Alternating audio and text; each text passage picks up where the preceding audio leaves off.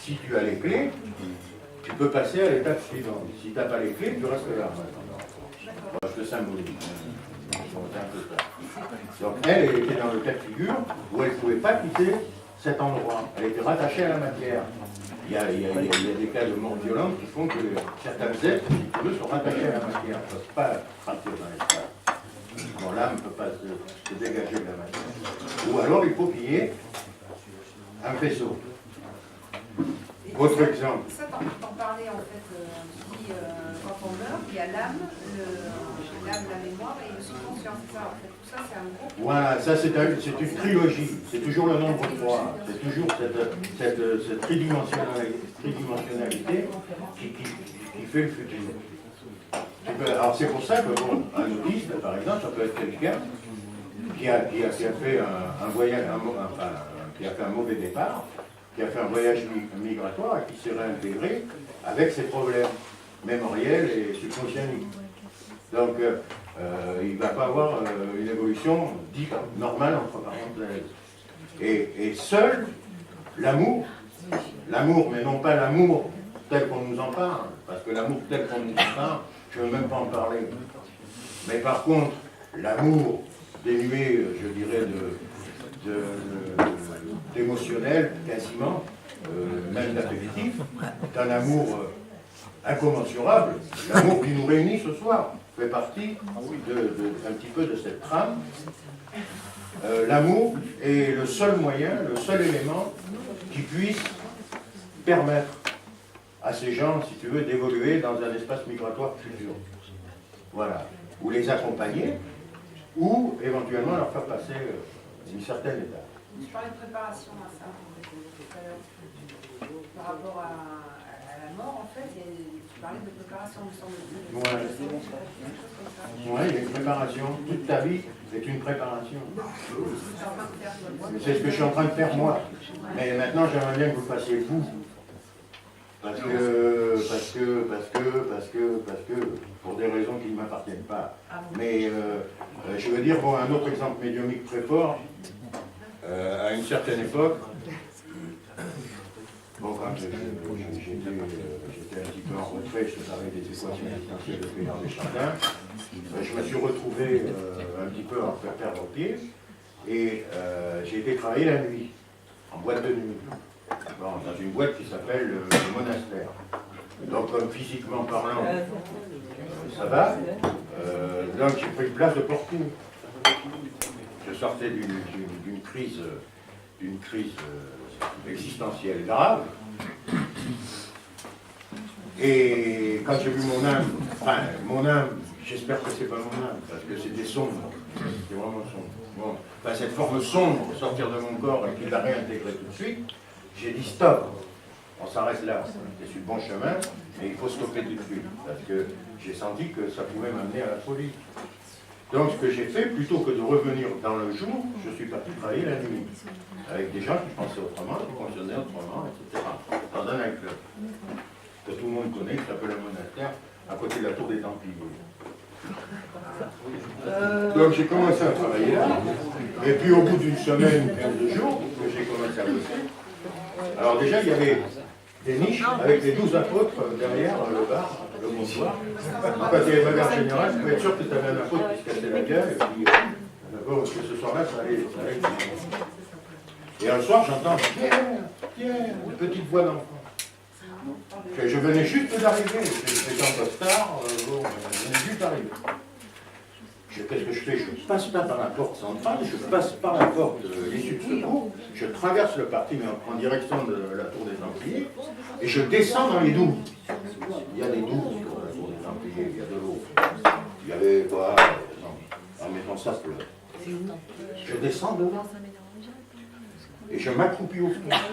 Et une fois que je suis au fond, dans cette vase, dans ce cloaque, je sens autour de moi comme une bulle. Je ne peux pas t'expliquer, c'était comme une bulle. De protection, de sérénité, de tranquillité, d'amour. Je réalise que je suis dans l'eau, je suis un grand pied, je sors. Je préviens mon patron, il dit, je suis tombé dans l'eau. Il me dit, mais Mais c'est pas grave, viens à la maison. Alors donc il avait une grosse maison derrière, il me fait prendre un bain, il me passe un jogging, il me dit je reviendrai demain. Le soir j'arrive à la maison, je mets des habits, j'enlève le costard en question, j'avais des papiers, des trucs, des machins, tout ça, je me couche épuisé, fatigué, mort. Et le lendemain je reviens voir le gars. Alors d'abord, premièrement le costard comme s'il sortait du pressing le lendemain matin. Les papiers, il n'y avait pas de papier mouillé. Enfin bon, un truc encore bizarre. Le soir, j'arrive, je vais voir Tommy, je lui dis, mais moi, est-ce qu'il y a un enfant? Il est mort ici. Alors, je vois le mec, il devient livide. Il me dit, mais pourquoi tu me poses cette question? J'ai dit tout simplement parce que j'ai entendu une voix d'enfant qui m'appelait. Il me dit oui. Il me dit, mon demi-frère est décédé au milieu de la piscine, c'est-à-dire qu'il y avait une bâche sur la piscine, et il a marché au centre de la bâche, l'eau s'est engouffrée, et il s'est noyé au centre de la bâche. Donc, les flics l'ont cherché, parce que la mer était un petit peu, du moins, une accointance avec le milieu, on a pensé qu'elle avait été enlevée. Bon, d'ailleurs, mais personne n'a été cherché au centre de la bâche. Et l'âme du gosse était dans l'eau. Donc j'ai posé une question importante, je lui ai dit, est-ce que l'eau des douves est la même que celle de la piscine? Il m'a répondu que oui. Il m'a dit, c'est un circuit fermé, avec l'évacuation, etc., c'est la même eau. Donc le gosse m'a utilisé comme médium pour sortir de l'eau, pour pouvoir partir.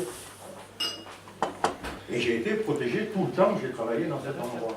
Je ne peux pas t'expliquer, mais bon, jamais eu. Donc bon, c'est encore un autre cas. Mais bon, on ne vit en permanence comme ça. C'est ta perception de ce que tu as ressenti ce soir-là. Ouais, et puis j'étais bien, j'étais content d'avoir accompli ma mission, c'était mon travail. J'étais pas là-bas pour faire un coup de poing, j'étais pas là-bas pour. J'étais là-bas pour ce vote. Donc, mais ça ne m'appartenait pas non plus. Parce qu'il y a pas Façon moulin. Donc bon, c'est un faisceau convergent. Donc, bon, c'est un exemple. Maintenant, si vous en avez, vous pouvez On n'a pas la même comptabilité que toi. Ça fait quelque chose à nous dire?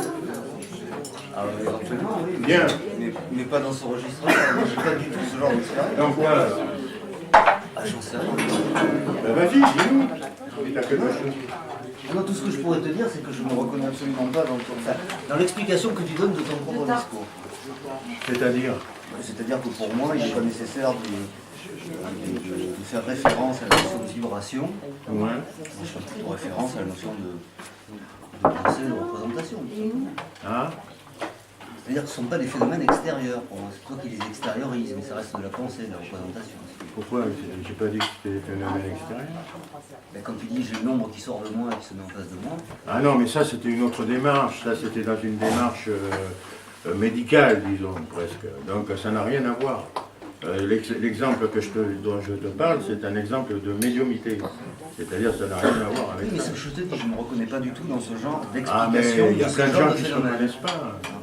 Non, je ne demande pas qu'on adhère à mon discours. J'explique simplement des choses que moi j'ai Tu me demandes ressenties. de dire quelque chose. Donc Mais c'est bien, non, mais c'est très très bien.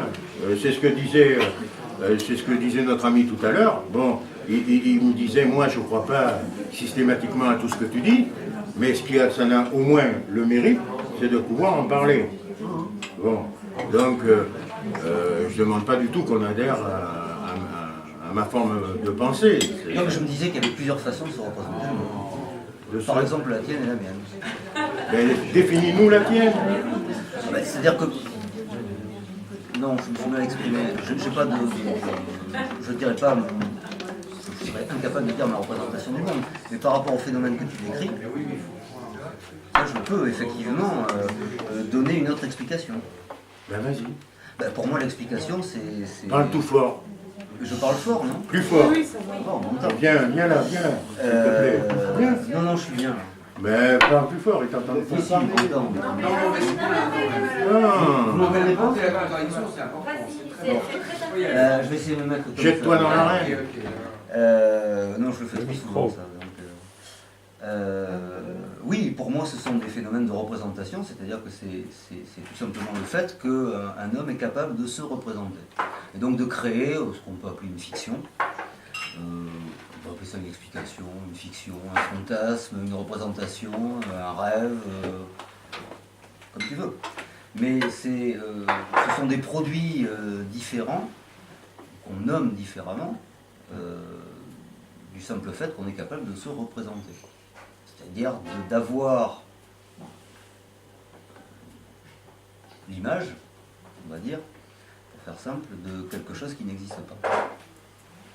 Mais voilà mon explication. Ouais, mais enfin, qui a existé quand même, puisque bon, là, par exemple...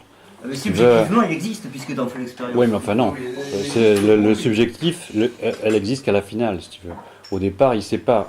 Il entend une voix, il va dans l'eau, il sait pas que ce gamin est mort, machin, Non, etc. Donc, si tu veux, après, c'est une relation à l'histoire, mais une relation à l'histoire innocente. C'est-à-dire que c'est même pas ni inconscient, c'est ni inconscient ni subconscient, quoi.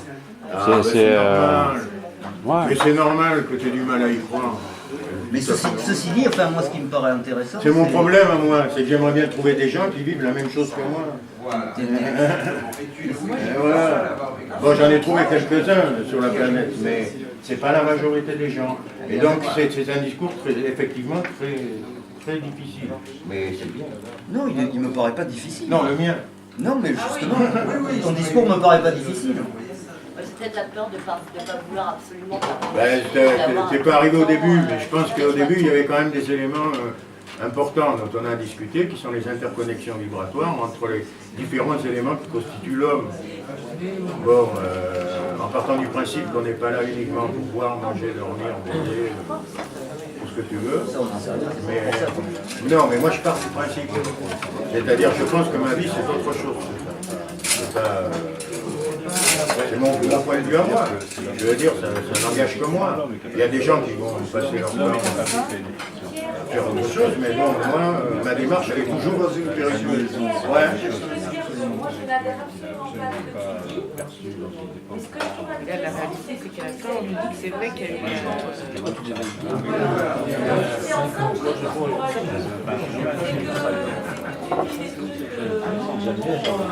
Maintenant, donc, il a à la fin.